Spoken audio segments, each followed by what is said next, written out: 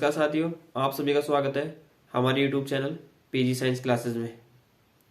आज हम डिस्कस करने वाले हैं सेल बायोलॉजी के कुछ इंपॉर्टेंट टॉपिक्स, जिसमें आपके दिए हुए हैं जो स्पेशल टाइप के क्रोमोसोम्स होते हैं, यानी कि विशिष्ट प्रकार के जो क्रोमोसोम्स होते हैं उनके बारे में हम डिस्कस करेंगे। आपके स्पेशल टाइप के जो क्रोमोसोम्स हैं उनमें मुख्यतः दो प्रकार के क्रोमोसोम्स सिलेबस में इंक्लूड किए गए हैं। एक का नाम है पॉलीटीन क्रोमोसोम और जो दूसरा है वो है लेंथ ब्रश क्रोमोसोम। तो ये कुछ स्पेशल टाइप के क्रोमोसोम है, इनको हम विशिष्ट प्रकार के क्रोमोसोम कहते हैं।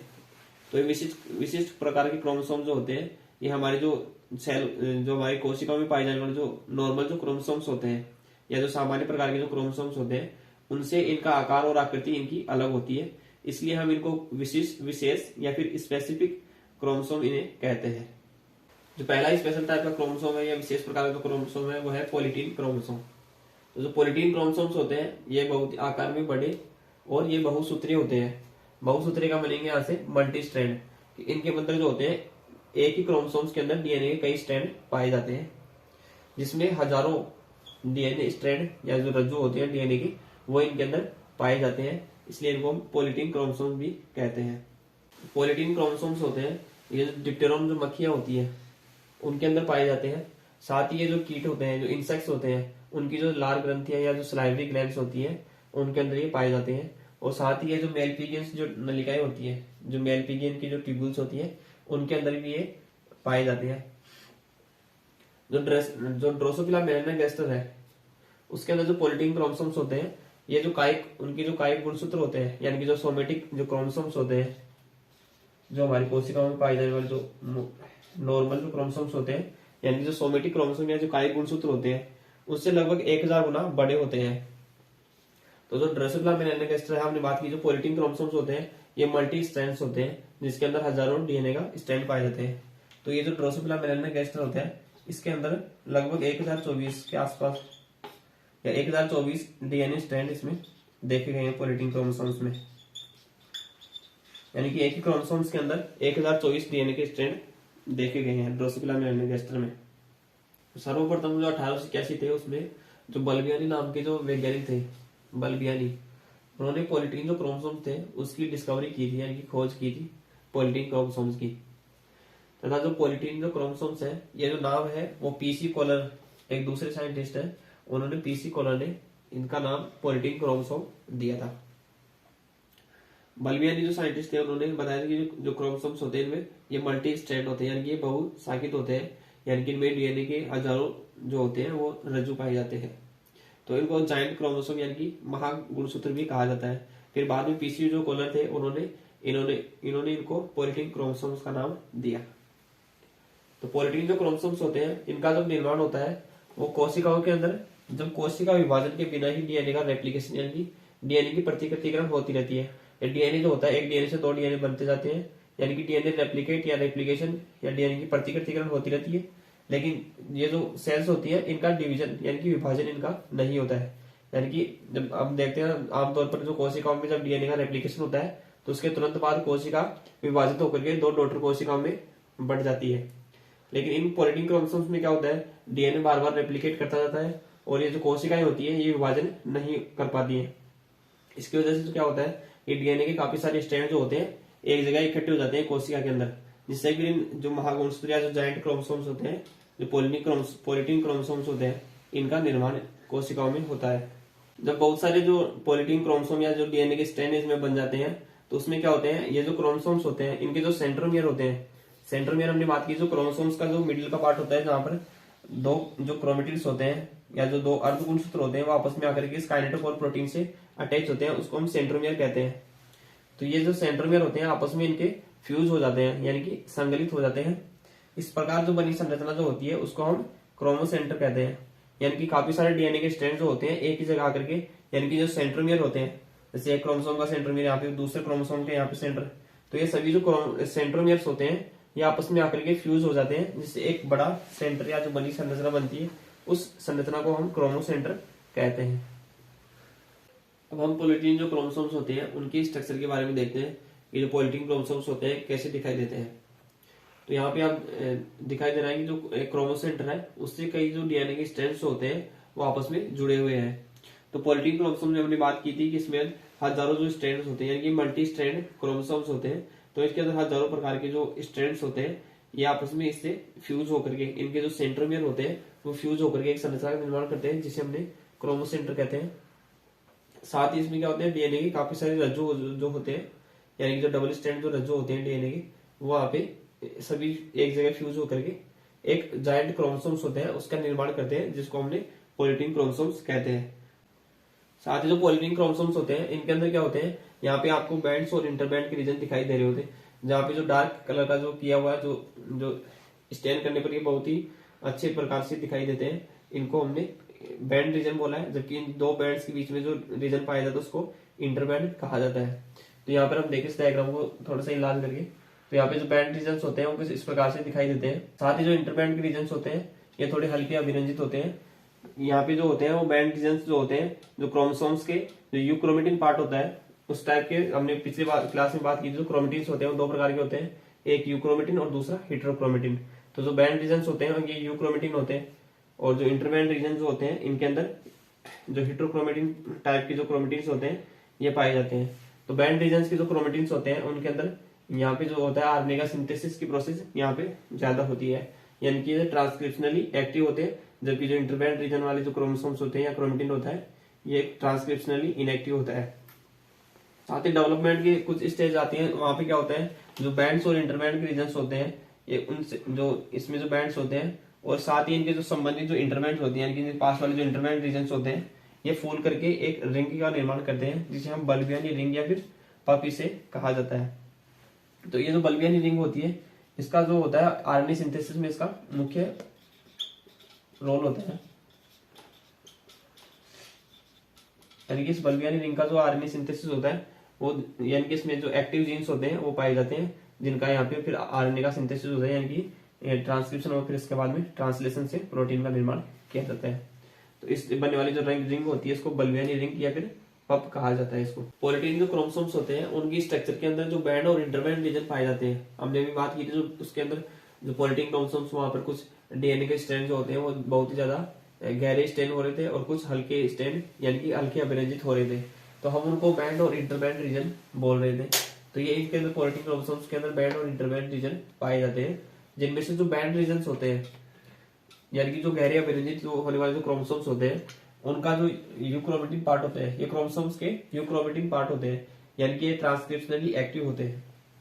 जबकि जो इंटरबैंड रीजन होते हैं ये हेटेरोक्रोमेटिन पार्ट होते हैं, यानी कि इंटरबैंड जो रीजन होते हैं उनका ट्रांसक्रिप्शन में ज्यादा कोई योगदान होता नहीं है, या हम बोल सकते हैं कि ट्रांसक्रिप्शनली ये इनएक्टिव होते हैं, यानी कि इनका अनुलेखन में कोई योगदान नहीं होता है। जो जीन्स होते हैं या जो क्रोमोसोम यानी जो डीएनए के अंदर जो एक्टिव जीन्स होते हैं ये सामान्यतः जो बैंड रीजन होते हैं यानी कि जो पट रीजन होते हैं उनमें ही स्थित होते हैं, और ये जो इंटरबैंड रीजन होते हैं उनके अंदर जीन नहीं पाए जाते हैं। तो हमने बात की जो बैंड रीजन होते हैं वो यूक्रोमेटिन होते हैं, यानी कि अंदर जो एक्टिव जीन्स होते हैं यानी कि जो आगे ट्रांसक्रिप्शन के द्वारा एमआरएनए का निर्माण करते हैं, फिर एमआरएनए से प्रोटीन सिंथेसिस में महत्वपूर्ण भूमिका निभाते हैं। तो जो बैंड रीजन होते हैं इनके अंदर जीन पाए जाते हैं, जबकि जो इंटरबैंड रीजन होते हैं उनके अंदर जीन्स नहीं पाए जाते या जीन्स एब्सेंट होते हैं। जब परिवर्तन होता है यानी कि जो डेवलपमेंट होता है तो उस डेवलपमेंट की जो कुछ स्टेज होती है, कुछ अवस्थाएं होती हैं, उनके अंदर क्या होता है जो निश्चित क्रोमोसोम्स होते हैं उनके जो विशिष्ट बैंड होते हैं यानी कि जो बैंड रीजन होते हैं, और फिर उनसे संबंधित या उनके आसपास के जो इंटरबैंड रीजन होते हैं, जो इंटरबैंड रीजन होते हैं यानी कि जो दो बैंड के बीच में पाए जाने वाले जो रीजन होते हैं इंटरबैंड, तो जो बैंड से रिलेटेड जो इंटरबैंड रीजन होते हैं ये क्या होते हैं फूल जाते हैं और फूल करके एक संरचना का निर्माण करते हैं। इनको हमने पप या जो बल्बियानी रिंग होता है, हमने जो बल्बियानी साइंटिस्ट है जिन्होंने पॉलीटीन क्रोमोसोम्स की डिस्कवरी की थी उनके नाम पर इनको बल्बियानी रिंग इनको नाम बोले जाता है।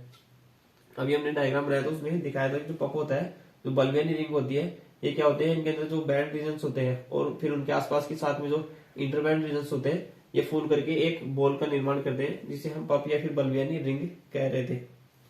ये जो पप होते हैं उनके अंदर जो होता है वो आरएनए सिंथेसिस जो होता है वो जो दूसरे रीजन होते हैं या दूसरे जो स्तर होते हैं जैसे इंटरबैंड रीजन होते हैं उनकी अपेक्षा जो कई गुना अधिक इनमें आरएनए सिंथेसिस पाया जाता है। जो दूसरा स्पेशल प्रकार का जो क्रोमोसोम है वो है लैम्प ब्रूस क्रोमोसोम, यानी कि ये क्या होता है जो क्रोमोसोम यहाँ पे नाम से पता चल रहा है लैम्प ब्रूस, यानी कि ये लैंप के जो ब्रश होते हैं, जो लैंप साफ करने वाले जो ब्रश होते हैं उसके आकार के दिखाई देते हैं, इसलिए इनको हम लैंप ब्रश क्रोमोसोम कह रहे हैं। ये जो लैंप ब्रश क्रोमोसोम्स होते हैं ये क्रोमोसोम का एक विशेष रूप यानी कि गुणसूत्रों का एक विशेष रूप है, जो कि स्तनधारियों यानी कि जितने भी मेमल्स होते हैं उनको छोड़ करके जो अधिकांश जीव होते हैं उनके बढ़ते हुए जो oocytes होते हैं, यानी कि जो ग्रोविंग करने वाले जो oocytes होते हैं, यानी कि जो इमेच्योर एग जिनको बोलते हैं, या जो अपरिपक्व अंडे होते हैं उनको हम oocytes कहते हैं, तो ये उनके अंदर पाया जाता है। तो ये जो मोस्टली जो मेमल्स होते हैं उनको छोड़ करके ये प्लांट्स में भी देखे गए हैं लैंप ब्रश क्रोमोसोम। तो मेमल्स के अलावा प्लांट्स और जो उनके जो जानवर होते हैं उनके अंदर ये उनकी oocytes के अंदर पाए जाते हैं लैंप ब्रश क्रोमोसोम्स। जो लैंप ब्रश जो क्रोमोसोम्स होते हैं इनको पहली बार 1882 में जो वाल्टर फ्लेमिंग है उन्होंने जो एम्फीबियंस की जो oocytes होती है, जो एम्फीबिया की oocytes होती है उनके अंदर सबसे पहले इनकी डिस्कवरी की थी, और जो रुकट है और जो फ्लेमिंग है उनको द्वारा इनको पहली बार वर्णित किया गया था। यानी कि इनके लैंप ब्रश क्रोमोसोम्स के बारे में फ्लेमिंग और रुकट ने सबसे पहले बताया था, जबकि इनकी जो डिस्कवरी होती है वो फ्लेमिंग ने जो एम्फीबियंस की जो oocytes होती है उनके अंदर इन लैंप ब्रश क्रोमोसोम्स की डिस्कवरी की थी। ये जो क्रोमोसोम्स होते हैं ये ब्रश के आकार के दिखाई देते हैं, यानी कि जो लैंप जो होती है, लैंप को साफ करने वाली जो ब्रश होती है उस प्रकार के दिखाई देते हैं, इसलिए इन क्रोमोसोम्स को या इन गुणसूत्रों को लैंप ब्रश क्रोमोसोम भी कहते हैं। अब जो लैंप ब्रश जो होते हैं उनकी स्ट्रक्चर या उनकी संरचना की बात करें तो ये कुछ इस प्रकार से दिखाई देते हैं, और लैंप ब्रश जो होते हैं वो इतने बड़े होते हैं कि इनका हम लाइट माइक्रोस्कोप से भी आसानी से देख सकते हैं बिना स्टेन किए ही। तो ये आसानी से लाइट माइक्रोस्कोप में भी दिखाई देते हैं। तो जो लैंप ब्रश क्रोमोसोम्स होते हैं इनका जो मेन एक्सिस होता है ये एक कंप्लीट क्रोमोसोम्स होता है, जबकि ये जो इनका जो साथ ही जो ये सिस्टर क्रोमेटिड्स दिखाई दे रहे हैं ये क्या होते हैं, इनमें जो बाइवेलेंट के रूप में सिस्टर क्रोमेटिड्स पाए जाते हैं, यानी कि समजात गुणसूत्र जो होते हैं ये बाइवेलेंट के रूप में इनके ऊपर अरेंज होते हैं, यानी कि लूप जो होते हैं इनके लूप बने होते हैं, इन लूप के अंदर जो होमोलोगस क्रोमोसोम्स होते हैं वो इनमें प्रेजेंट होते हैं, और जो दो सिस्टर क्रोमेटिड्स होते हैं उनसे एक बाइवेलेंट का निर्माण होता है। तो ये जो मेन एक्सिस होता है ये क्रोमोसोम्स होते हैं, और इसके ऊपर जो लूप्स बने होते हैं ये क्रोमेटिड्स होते हैं। हमने बात की जो लैंप ब्रश क्रोमोसोम्स होते हैं इनका निर्माण कब होता है, यानी कि बहुत ही ज्यादा जब इनके अंदर जो ट्रांसक्रिप्शन होने से ये जो डीएनए का कंटेंट होता है वो इकट्ठा होता रहता है, और साथ ही क्या होता है इसके लूप बन जाते हैं, जिससे कि जो सिस्टर क्रोमेटिड्स होते हैं वो अलग नहीं हो पाते हैं। तो एक ही क्रोमोसोम्स पर काफी सारे सिस्टर क्रोमेटिड्स इकट्ठे हो जाते हैं, जिससे कि इस लैंप ब्रश क्रोमोसोम्स का निर्माण होता है। साथ ही हमने बात की थी ये जो ब्रश होते हैं, ये जो लैंप ब्रश क्रोमोसोम्स होते हैं ये बिल्कुल ब्रश के आकार के होते हैं, इसलिए इनको हम लैंप ब्रश क्रोमोसोम भी कहते हैं। अब इन लूप की हम बात करें तो ये जो लूप्स होते हैं इनके अंदर दो प्रकार के एंड पाए जाते हैं, एक इनका थिन एंड पाया जाता है, जबकि दूसरा जो होता है वो थिक एंड पाया जाता है। तो हमने बात की थी ये जो होते हैं वो दो सिस्टर क्रोमेटिड्स के मिलने से एक लूप का या एक जो बाइवेलेंट होता है उसका निर्माण होता है।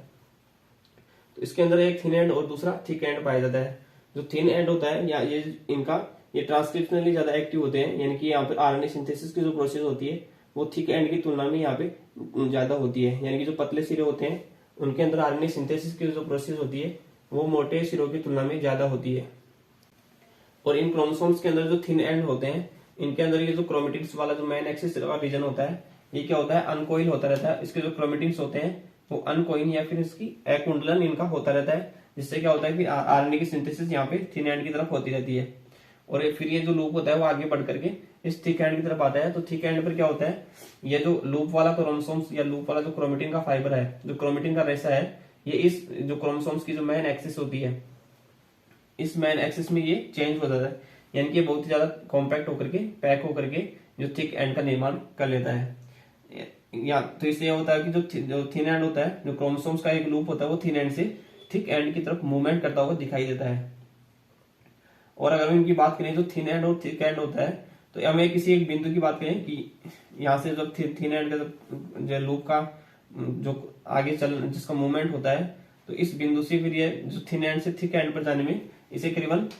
10 डेज का टाइम लगता है। थिन एंड से थिक एंड की तरफ जाने के अंदर इसमें जो 10 दिन होते हैं उसका टाइम एक लूप के चलने में लगता है। ये जो इन क्रोमोसोम्स की जो इन लूप के अंदर जो थिन एंड होते हैं यहाँ पर आरएनए जो सिंथेसिस होता है उसकी प्रोसेस ज्यादा होती है, तो इसलिए हम उसको बोलते हैं कि आरएनए जो सिंथेसिस होती है उसके रूप में ये ज्यादा एक्टिव होते हैं।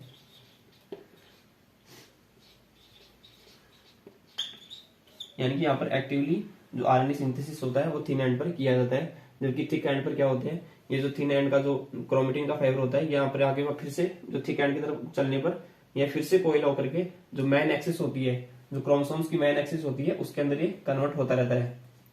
और हमने बात की जो दो सिस्टर होते हैं, जो क्रोमेटिड 1 और क्रोमेटिड 2, ये क्या होते हैं, आपस में सिस्टर क्रोमेटिड्स होते हैं। ये जो अर्धगुणसूत्र होते हैं वो इन क्रोमोसोम्स पर बाइवेलेंट के रूप में पाए जाते हैं। लैम्प ब्रूस क्रोमोसोम्स की बात करें तो इन क्रोमोसोम्स का जो निर्माण होता है वो जो अर्धसूत्रण जब होता है, यानी कि जो मियोटिक या जो मियोसिस की जो प्रोफेज फर्स्ट होती है, जो मियोसिस होती है उसके अंदर जो प्रोफेज होते हैं वो 2 फेज में होते हैं, एक प्रोफेज फर्स्ट और एक प्रोफेज सेकंड। जो प्रोफेज फर्स्ट होती है वो आगे फर्दर डिवाइड होती है 5 स्टेज में। तो उस प्रोफेज फर्स्ट की जो डिप्लोटिन अवस्था होती है, यानी कि जो द्विसूत्र की जो चरण होती है, जो स्टेज होती है, उसके दौरान जो कई सक्रिय जो जीन्स होते हैं, यानी कि कई जो एक्टिव जो जीन्स होते हैं, उनके प्रतिलेखन के कारण इन क्रोमोसोम्स का निर्माण होता है। यानी कि इन क्रोमोसोम्स का निर्माण जो होता है वो मियोसिस की जो प्रोफेज फर्स्ट होती है उसके अंदर जो डिप्लोटिन की अवस्था होती है, उसके दौरान जो कई सक्रिय जो जीन्स होते हैं उनके प्रतिलेखन के कारण इनका निर्माण होता है। जब डिप्लोटिन अवस्था आती है तो उसके अंदर क्या होता है, लूप के जो इनका जो लूप बनता है उसके लूप के जो मेन एक्सिस होती है, जो मध्य अक्ष होता है, वो एक क्रोमोसोम्स का बना होता है। यानी कि इन लूपों की जो मेन एक्सिस होती है वो एक क्रोमोसोम्स की बनी होती है, और वो जो प्रत्येक जो लूप होता है वो एक क्रोमेटिड के समान होता है। हमने बात की थी जो इनके जो लूप्स होते हैं एक जो मेन एक्सिस के ऊपर ऐसे बाइवेलेंट के रूप में पाए जाते हैं, तो इनका जो एक लूप होता है वो एक क्रोमेटिड होता है, जबकि जो सामने वाला जो लूप होता है वो इसका सिस्टर क्रोमेटिड यानी कि जो समजात गुणसूत्र होते हैं वही होते हैं। तो एक जो लूप होता है वो क्रोमेटिड का फॉर्मेशन करता है, दूसरा लूप जो होता है दूसरा क्रोमेटिड का निर्माण करता है, जबकि ये दोनों आपस में सिस्टर क्रोमेटिड्स होते हैं। और इसका जो मेन एक्सिस होता है ये क्रोमोसोम्स का बना होता है। जो प्रत्येक लूप होता है उसका जो एक सिरा होता है अपेक्षाकृत मोटा होता है। हमने बात की थी अभी, इसके लूप के 2 सिरे होते हैं, एक थोड़ा मोटा होता है थिक एंड होता है, दूसरा पतला सिरा जिसे हम थिन एंड भी कहते हैं। तो एक सिरा इसका अपेक्षाकृत मोटा तथा दूसरा सिरा पतला होता है। इस लूप का जो पतला सिरा होता है वहां पर क्या होता है, काफी अधिक मात्रा में जो आरएनए सिंथेसिस होता है उसकी प्रोसेस वहां पे ज्यादा पाई जाती है। हमने अभी बात की थी यहाँ पे जो पतले सिरा होता है वहां पर ये जो मेन जो क्रोमेटिड का रीजन जो क्रोमोसोम्स का पार्ट होता है यह अनकोइल होकर के इस पतले लूप की ओर आगे बढ़ता है। तो अनकोइलिंग से फिर यहाँ पे आरएनए की सिंथेसिस होती है, और जैसे जैसे आगे बढ़ करके ये थिक एंड की तरफ मूव करता है, और थिक एंड पर जाकर के ये फिर से कोइल होकर के जो मेन एक्सिस होती है या जो क्रोमेटिड का फॉर्मेशन या जो क्रोमोसोम्स का निर्माण उस मेन एक्सिस के ऊपर करता है। तो इससे क्या होता है, मोटा सिरा जो होता है वहां पर आरएनए का सिंथेसिस बिल्कुल भी नहीं पाया जाता है, जबकि जो पतला सिरा होता है वहां पर आरएनए सिंथेसिस की प्रोसेस पाई जाती है, जबकि जो मोटे सिरे होते हैं वहां पर आरएनए का सिंथेसिस नहीं होता है।